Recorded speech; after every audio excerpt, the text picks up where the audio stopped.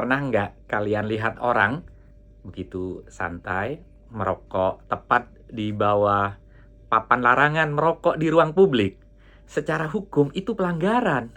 Tapi kenapa tetap terjadi? Ya karena hukum itu karakternya normatif. Normatif itu bisa dilanggar. Itulah kenapa hukum pada umumnya disertai sanksi.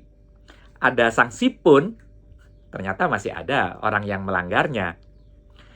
Tapi bayangkan kalau ruang publik dipasang sensor canggih, begitu kamu nyalain korek, pure, kamu langsung diguyur air otomatis dari atap. Ke depan, saya kira lebih canggih lagi. Rokok didesain secara teknologi tidak bisa dihisap jika itu di ruang publik. Jadi, di masa depan, kamu nggak melanggar hukum bukan karena kamu patuh atau kamu baik secara moral atau takut sanksi, tapi karena secara sistem teknologi itu didesain sehingga kamu tidak bisa melanggar hukum.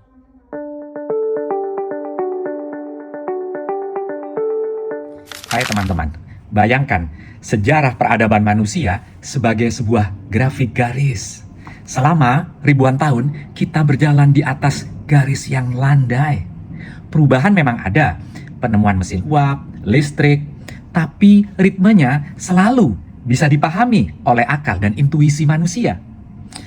Otak kita terbiasa menghitung secara linier, 1, 2, 3, 4, 5, 6, dan seterusnya. Tapi hari ini kita tidak lagi berjalan landai. Kita sedang berdiri tepat di sebuah tikungan tajam vertikal. Teknologi tidak lagi bergerak 1, 2, 3, 4, 5, melainkan melipat ganda 1, 2, 4, 16, 32 hingga tak terhingga. Di futurologi, titik ini disebut technological singularity, sebuah titik di mana kecerdasan buatan melampaui kecerdasan penciptanya, dan kita tidak lagi bisa memprediksi apa yang ada di seberang sana. Ketika teknologi mendisrupsi ekonomi, kita tepuk tangan dan menyebutnya, ya, ini kemajuan. Tapi apa yang terjadi ketika teknologi mendisrupsi hukum? Kita tidak sedang bicara soal memakai iPad di ruang sidang. Kita sedang bicara tentang krisis ontologis, pergeseran tektonik dari rule of law atau supremasi hukum menuju rule of algorithm atau supremasi algoritma. Hari ini kita akan membedah kematian hukum seperti yang kita kenal dan bertanya, apa kita sedang menuju utopia keadilan yang sempurna atau kita sedang membangun penjara digital yang tidak bisa ditembus? Selamat datang di era algokrasi. Mari kita mulai dasar. Selama berabad-abad, hukum itu berbasis teks. Bahasa manusia itu punya sifat unik, ia punya tekstur terbuka. Ada ruang kosong, ada ambiguitas. Dan justru di ruang kosong itulah manusia masuk. Hakim masuk untuk menafsirkan, untuk menimbang rasa. Tapi di era legal singularity, hukum bermutasi. Dari teks menjadi data, dari interpretasi menjadi eksekusi. Lawrence Lessig pernah bilang, code is law. Tapi bahaya sebenarnya bukan cuma code atau kode yang jadi hukum, tapi hukum yang menjadi self-executing code, kode yang mengeksekusi dirinya sendiri. Ini mengubah segalanya. Hukum tradisional itu sifatnya expose atau bersifat reaktif. Contoh, Anda mencuri baru dihukum. Itu artinya hukum mengakui bahwa Anda punya free will atau kehendak bebas. Anda bebas memilih untuk jahat. Jika Anda berani melakukannya, melanggar hukum, ya berarti menanggung akibatnya. Tapi rule of algorithm bersifat ex ante atau preemptif.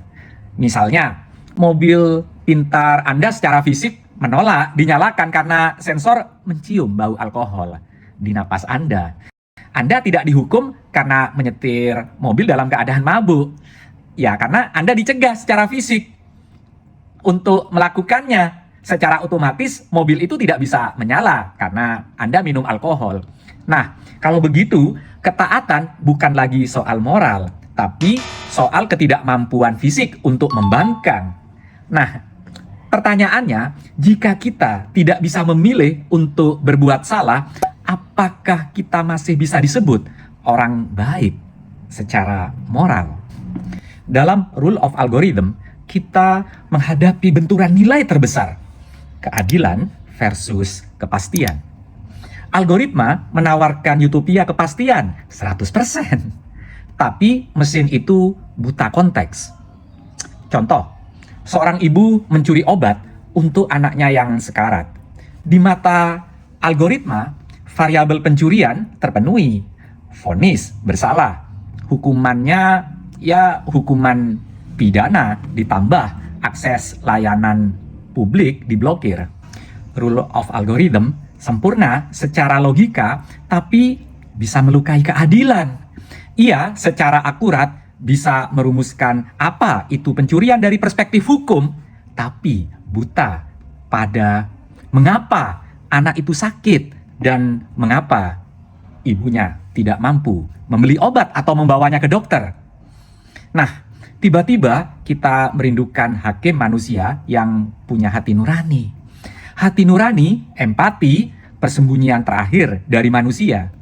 Jika hakim maksudnya hakim yang punya hati nurani, dia akan mengatakan dalam pertimbangan putusannya, ia tidak cukup hanya membaca undang-undang.